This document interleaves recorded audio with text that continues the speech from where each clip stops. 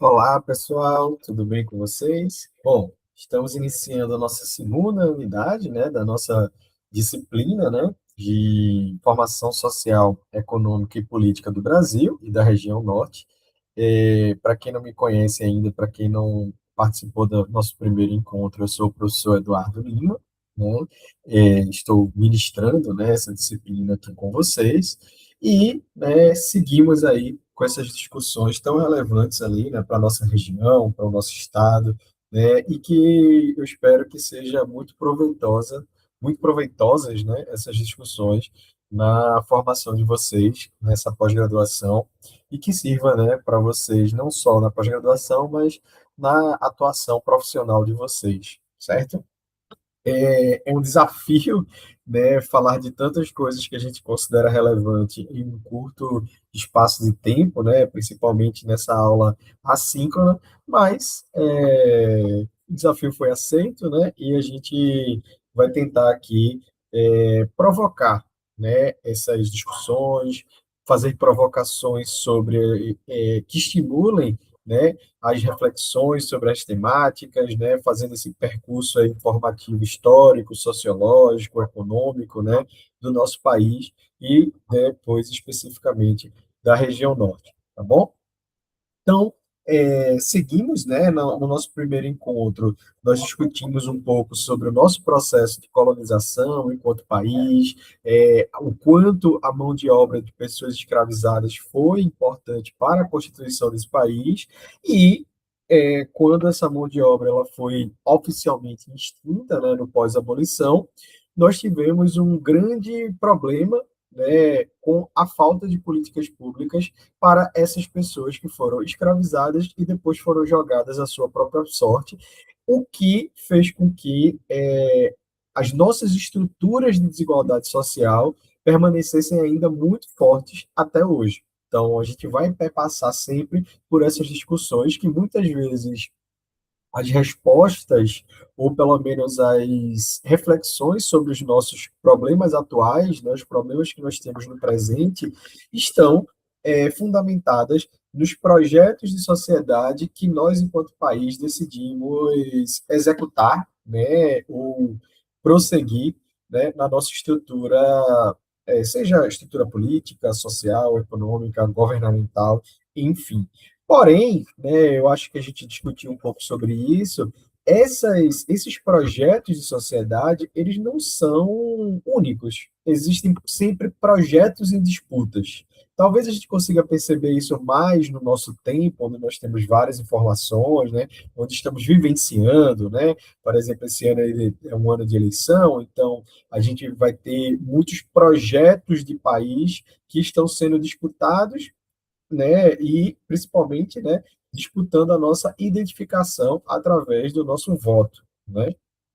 Então, é importante perceber que no passado também essas disputas ocorreram, né? E que essas disputas elas fazem parte também da nossa história e da nossa constituição enquanto país, certo? Então, passado esse processo de colonização e do Brasil Império, hoje nós vamos começar a falar um pouco sobre o nosso Brasil República, né? Que é ali o que a gente considera desde 1889, como uma proclamação da República, né, que a gente comemora ali todo dia 15 de novembro, né, até feriado, né? É, a, e aí, os caminhos que esse projeto de república ele passou, né, durante o século XX e atravessa, inclusive, o nosso atual, o século XXI. Né? A gente pode falar dessa primeira república até 1930, e aí nós temos a Revolução de 30, com Getúlio Vargas, né? Aí temos o Estado Novo, que vai até de 30 a 45, depois nós temos uma outra experiência democrática, né, de 45 até 64, onde nós temos o golpe, né, civil-militar. Depois, em 85, nós finalizamos esse período, esse regime civil-militar, e entramos ali numa experiência democrática de Constituição, né, até a Assembleia Constituinte, né, até a gente chegar na nossa Constituição de 88 e a nossa primeira eleição após a ditadura, que foi em 1989, certo? Alguns intelectuais, alguns historiadores, se fala também em outro processo de ruptura, né, em 2006, com o processo de golpe de impeachment com a presidenta Dilma, e que estaríamos agora em outra fase, né? Em uma novíssima república, onde a gente tem outros desafios, inclusive a própria estabilidade do processo democrático, né? Claro que isso é um breve, né, apanhado, né? Cada momento desse aí você vai ter inúmeras teses, infinitas discussões, mas é mais ou menos o que eu acredito que essa disciplina possa cumprir a função de indicar para vocês caminhos para aprofundar, né, os interesses que vocês vão ter, vão desenvolver ou já têm, né, durante ali a disciplina, né, e principalmente durante a próprio curso, né, de pós-graduação, né. Sei que cada um de vocês aqui tem um objetivo, né, e muitas vezes esse objetivo é se aprimorar na sua prática profissional, depois iniciar, voltar, né, para um caminho acadêmico e depois procurar ali um mestrado, um doutorado, enfim, ou, né, se qualificar mais ainda, né? Todos têm seus objetivos e a nosso objetivo aqui é auxiliá-los nesse caminho, né, para que vocês conquistem aí o que vocês almejam ou almejaram, né, quando vocês se inscreveram e estão aqui conosco, tá bom? Então, nesse encontro de hoje, nós vamos discutir um pouco sobre esse Brasil República, né, e o quanto isso afetou o nosso projeto de sociedade, certo? Então, a primeira questão, né, é que vocês já perceberam, né, a gente já falou um pouco sobre isso, nós temos textos que são orientadores das discussões. São textos que eles se interligam, que eles trazem discussões importantes e que eu acredito que possam ajudar vocês a pensar, né, cada tema, né, que a gente vem travando aqui na disciplina. Então, o primeiro, na verdade, a ordem não importa muito, tá? É mais uma questão de, enfim, de opção. A construção da industrialização no Brasil, políticas econômicas, mudança social e crise de liberalismo na Primeira República, que é essa crise do liberalismo que vai levar ali a Revolução de 30 e a ascensão de Getúlio Vargas ao poder nesse primeiro momento, né? Depois nós vamos ter essa crise o próximo texto, né? A crise da industrialização, né, entre 1929 e 54, né, a reconstrução do Estado Nacional e a política nacional de desenvolvimentismo. Essa política do nacional desenvolvimentismo sendo o Estado o grande promotor do desenvolvimento do país, ela é muito forte, inclusive até hoje, né? Até hoje. O novo ciclo de modernização conservadora, né, indústria cultural e reconfiguração da hegemonia. São esses os textos, né, que nós vamos discutir nesse momento, tá bom? Só para falar sobre os textos, eles não estão necessariamente tão divididos aqui na minha fala. Tudo que eu vou falar é com base neles, né? Mas eles aparecem aqui de forma conjunta, né, de forma associada.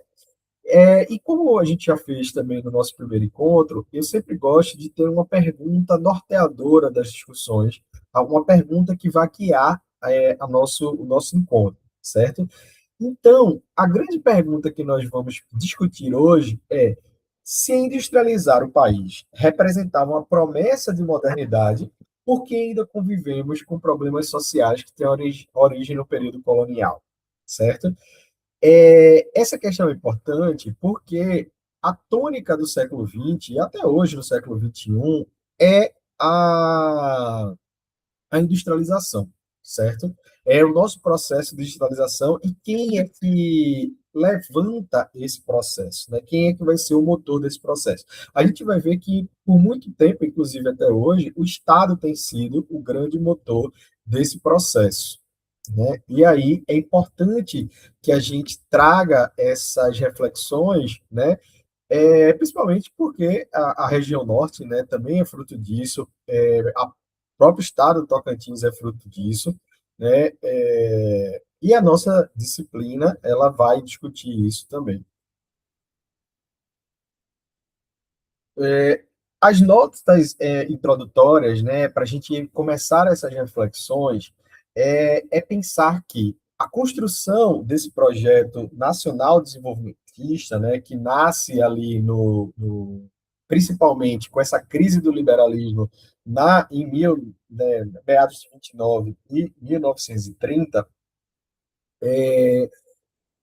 ela mostra, né, que o novo Brasil, né, a gente tem a proclamação da República em 1989, né, esse novo Brasil, ele precisava, né, buscar caminhos de se tornar um país viável. E um desses processos foi a construção, né, de uma política de desenvolvimento nacional, onde o Estado seria o grande motor, né, desse desenvolvimento, né? Então, o que a gente vai ver ali, por exemplo, na grande ali nesse golpe, né? Que chama de revolução, mas foi um golpe de Estado, né? Getúlio Vargas ele perde a eleição, mas mesmo assim ele consegue chegar à presidência ali, né? É que o modelo, né, liberal ele tem uma crise muito grande, né, quando a gente vai ter ali o crack, né, da Bolsa, né, de Nova York em 1929. Né? Isso é uma questão que a gente não vai tratar muito aqui, até porque o tempo é limitado, né, mas podemos discutir isso no fórum. Mas é importante que a gente pense, né, sobre o quanto isso impactou as nossas vidas, como também o próprio desenvolvimento do nazifascismo na Europa, né? A gente acaba que só sabe o que aconteceu no nazismo e no fascismo, né, na Segunda Guerra Mundial, mas nesse momento, a gente está falando da década de 20, essa ideia de nacionalismo, esse desenvolvimento através do Estado, foi o que recuperou a Alemanha e a Itália de uma crise imensa pós Primeira Guerra Mundial. Então, o que muitos intelectuais e que foram basilares ali do governo de Getúlio Vargas fizeram foi, veja, olha, se o liberalismo não está dando certo, a gente teve aqui uma queda na economia e um grande problema com a crise de 29, talvez um caminho seja o Estado, né? O Estado ser esse motor do desenvolvimento, né? Porque a gente não vai poder não vai poder se amparar no privado, né? Nesse modelo privado. O outro caminho seria o comunismo, né? Porque a União Soviética também não sofreu nada com a crise de 29, mas não foi o caminho que nós seguimos por aqui, certo? Muito pelo contrário. E aí, eu acho que a principal tese que nós temos que discutir nesse início é que essa Revolução de 30, com a ascensão de Getúlio Vargas ao poder, representou uma ruptura, né, entre um Brasil que vivia ali do agrário, do café, exportando café principalmente, mas outros produtos, para um país que pretendia se industrializar, porém, quem iria comandar essa industrialização seria o próprio Estado. Né? Essa ruptura ela não acontece do nada, né? Ela vem sendo construída ali durante esses 40 primeiros anos de República, né? Nesse início do século XX, através, né, como a autora vai falar, dessa transformação dos discursos políticos e econômicos que legitimavam a atuação do Estado. Então, o projeto, né, de sociedade, né, brasileiro industrial, ele não surgiu só porque em 29 a gente teve uma queda e isso impactou diretamente no nosso produto, o maior produto que era o café. Muito pelo contrário, foi o que impulsiona um projeto industrial, foi perceber, ó, se a gente for viver só de café aqui, isso não vai dar certo, a gente nunca vai crescer, a gente vai sempre estar vendendo pequenos produtos, né, produtos do agro, isso obviamente enriquece uma elite local, mas isso não traz desenvolvimento para o país, né? Então, essa é uma questão importante. Porque, por exemplo, né, quando eu vou falar aqui que crescimento econômico não significa desenvolvimento social, é que se você for ver os números que nós vamos ver aqui no século XX, seja no Getúlio Vargas, seja na ditadura militar, houve um grande avanço, né, do PIB, né, um grande desenvolvimento, mas isso não eliminou a nossas desigualdades sociais, muito pelo contrário, em alguns momentos essa desigualdade ela aumentou, ela cresceu, certo? E aí o nosso grande desafio, a gente até falou um pouquinho nisso na aula passada, é como nós vamos construir um projeto de Brasil que, além de pensar no crescimento econômico, a gente também pense na diminuição ou até né, numa equiparação dessas desigualdades sociais, né? Como a gente democratiza esse acesso às riquezas? Essa é uma grande questão, né, desse período, tá bom? Até do nosso período também, certo? Bom, e aí essa questão, né? Esse paradigma liberal agroexportador, né? Assim, a gente vê que esses textos, né? Eles contestam essa interpretação tradicional sobre a Revolução de 30, que ela acontece apenas porque é uma ruptura, né? Do nada veio e vamos agora, ao invés de vender produtos agro, como café, vamos agora nos industrializar. E a gente vai vendo que o texto vai falando que isso é uma construção, né, de muito tempo e que estoura essa ideia na Revolução de 30, né? E que a gente vai ver que houve uma transformação dos discursos políticos e econômicos que, inclusive, legitimavam a atuação do Estado. Porque é o seguinte, você já deve ter ouvido falar, né? Ah, quando a gente teve ali a queda de 29, o Estado começou a cobrar, queimar café para poder melhorar o preço e tal. Coisas que a gente vê que acontece até hoje. Não o Estado exatamente comprando, mas a gente vê muitas vezes, né, que quando tem um produto que está barato demais, muitas vezes os produtores preferem jogar esse produto fora, né? Muitas vezes até em forma de protesto, do que revendê-lo a um preço muito barato. Isso acontece, né?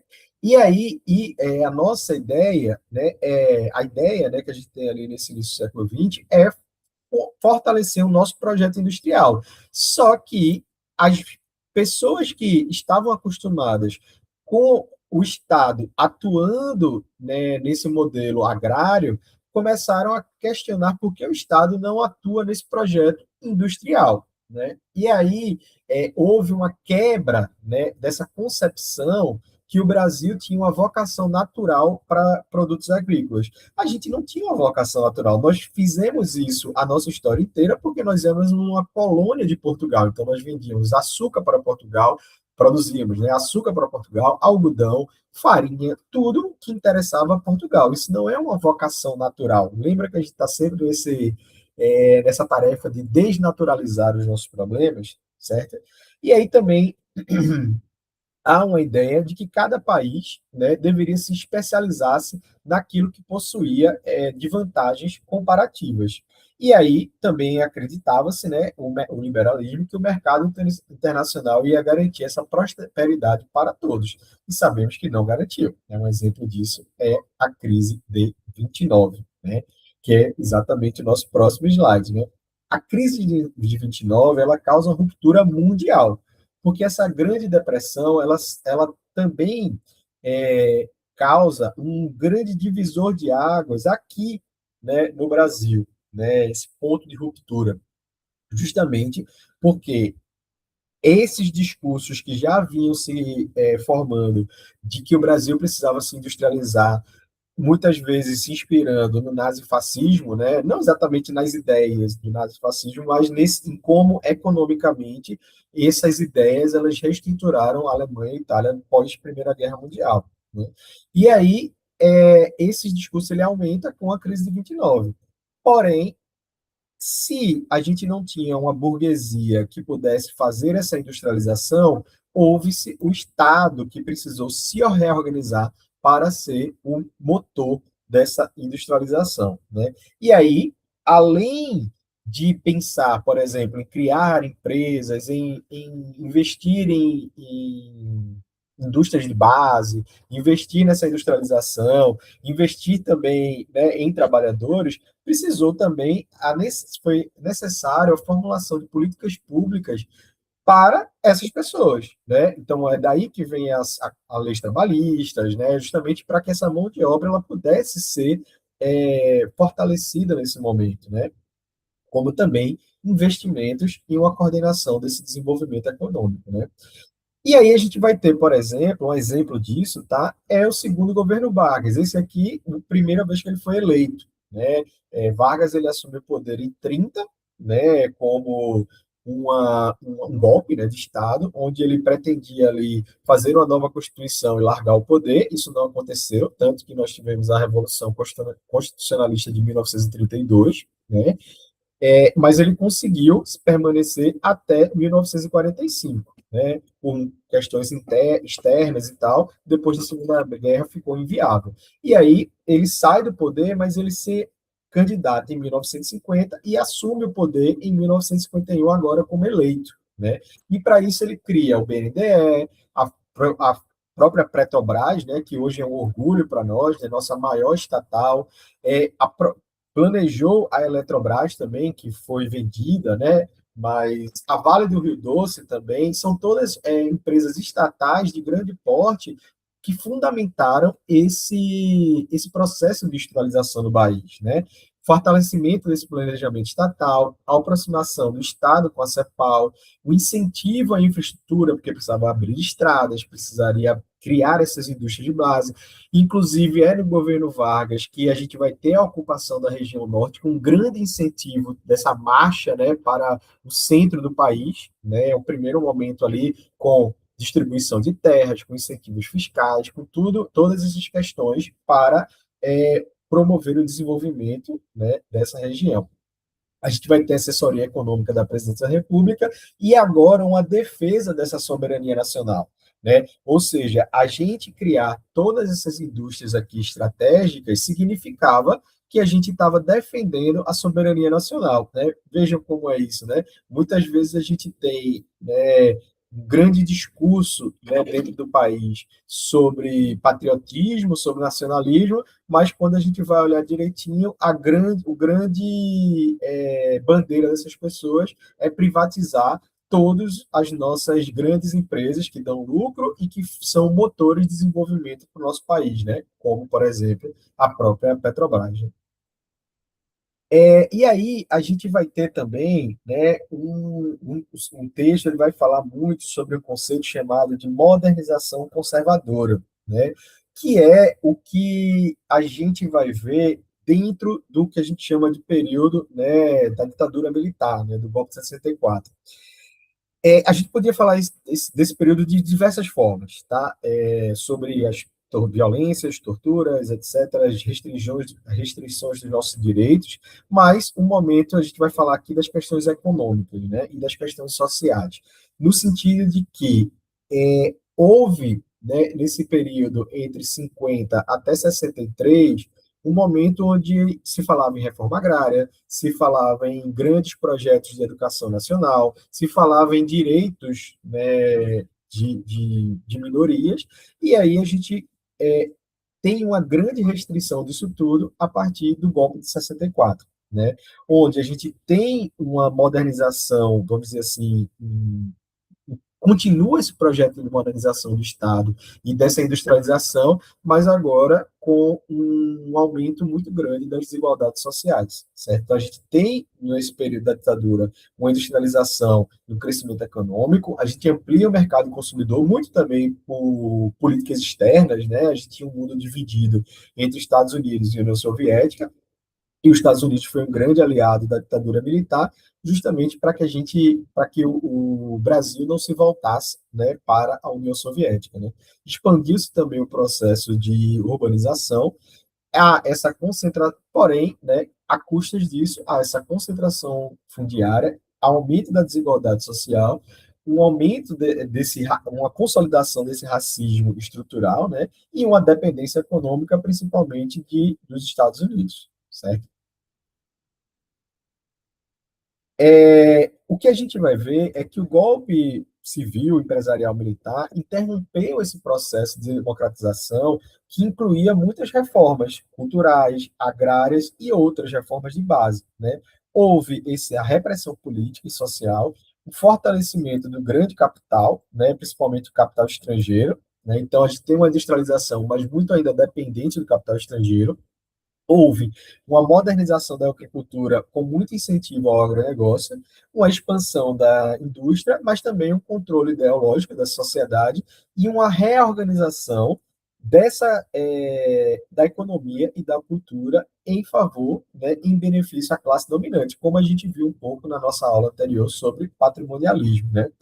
E aí tem um texto que fala, que é muito que eu gostei muito, e achei muito legal de falar para vocês, é que essas hegemonias econômicas e sociais, elas vêm também muito atreladas a uma hegemonia da indústria cultural, né? Onde a indústria cultural ela acaba naturalizando desigualdades, né? Legitimando interesses da cultura, constrói uma imagem otimista do desenvolvimento nacional, né? Aquelas propagandas, né? Brasil, ame ou deixe, né? A própria seleção brasileira de futebol sendo um grande, né, propagandista do regime político, né? Sendo utilizada para isso, né? E acaba transformando o consumo, né, de cultura como uma principal forma de inclusão.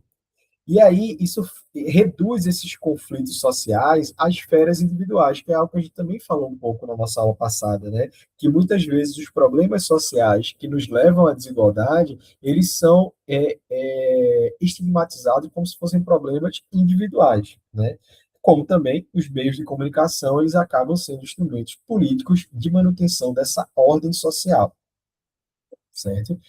No fim, após a ditadura militar, nós vamos ter aí essa negociação entre democracia e neoliberalismo, né? A gente vai ter a ampliação das eleições, né? Ampliação do consumo também, mas não há uma efetiva democratização nas estruturas do poder, né? A gente vai ver que há, né, no período de redemocratização, principalmente ali se você for ver na Assembleia Constituinte, várias minorias que ficaram de fora da nossa Constituição ou que não foram tão bem representados, né? Eu sugiro a vocês que procurem, né, por exemplo, o discurso do Ailton Krenak, né, na Assembleia Constituinte, em que ele é um grande nome até hoje, né, dos direitos dos povos indígenas, né? Então, a gente vai ter também a Constituição permitindo a grande concentração dos meios de comunicação, então é uma elite, né, resumida ali a 5, 6 famílias brasileiras que comunicam tudo para os outros 200 milhões de brasileiros, né? Há um fortalecimento nesse capital financeiro, né? Uma privatização desses direitos sociais, uma manutenção de uma concentração de renda, e aí, né, uma questão que é muito importante para a gente, essa permanência dessa desigualdade racial e agrária. Então, por mais que ou seja, é muito melhor morar numa democracia representativa do que numa ditadura, mas a gente começa a ver também que essa representatividade ela é muito limitada a partir de influências econômicas, políticas, culturais e da mídia através da elite, né? É o que a gente, se a gente pensar, por exemplo, como será que nós aqui, né, da classe trabalhadora, estamos bem representados no Congresso Nacional, na Assembleia do nosso Estado, na Câmara Municipal? Será que aquelas pessoas que estão ali, elas representam de fato a maioria da população? É uma questão para a gente pensar. A gente, porém, né, depois de falar tudo isso, ainda a gente irá para esse caminhamento final, essas hegemonias, elas têm fissuras. Também não é uma coisa assim, a gente vai viver desigual para sempre, a gente vai. Não, a gente tem onde trabalhar nessas fissuras se a gente pensar de formas coletivas, né? Então, não existe hegemonia absoluta. Nós temos aí movimentos sociais, sindicatos, organizações de campo, movimentos negros e indígenas, né? A própria produção cultural crítica a isso, né? Os processos da educação, as universidades, tudo isso são espaços que a gente pode questionar essa hegemonia que não nos representa, né, enquanto sociedade. Então, toda hegemonia, ela enfrenta resistências e pode ser contestada por projetos contra-hegemônicos, até mesmo em condições desfavoráveis, como foi na ditadura militar. E aí, já encaminhando para o final, eu espero que fique bem claro nesse nosso encontro, e a gente continua essas discussões nos nossos fóruns, que o desenvolvimento brasileiro ele não pode ser compreendido apenas pelos indicadores econômicos, né? Porque a gente vai ver muitas vezes, nesses períodos, por exemplo, como na ditadura, no próprio governo Vargas, que também foi uma ditadura, né, o primeiro, na era Vargas, né, é que há um grande aumento, né, do PIB, por exemplo, dos índices econômicos, mas desigualdades sociais também acabam se alargando nesse período, né? Então, a industrialização ela não eliminou características estruturais que foram herdadas da colonização da escravização e da concentração fundiária. Então, o crescimento econômico não significa necessariamente desenvolvimento social. O que nós precisamos é um projeto de desenvolvimento que democratize esse acesso à riqueza e aos direitos de oportunidades, que foi ali a nossa reflexão inicial, e assim, né, fechamos esse nosso encontro de hoje, tá bom? Espero que tenham gostado, espero que tenham ali entendido, mas é muito importante a leitura dos textos, tá? E que a gente continue ali essa discussão no nosso fórum, né, na nossa plataforma A, tá bom? Então, muito obrigado, um abraço para vocês e até a nossa próxima encontro.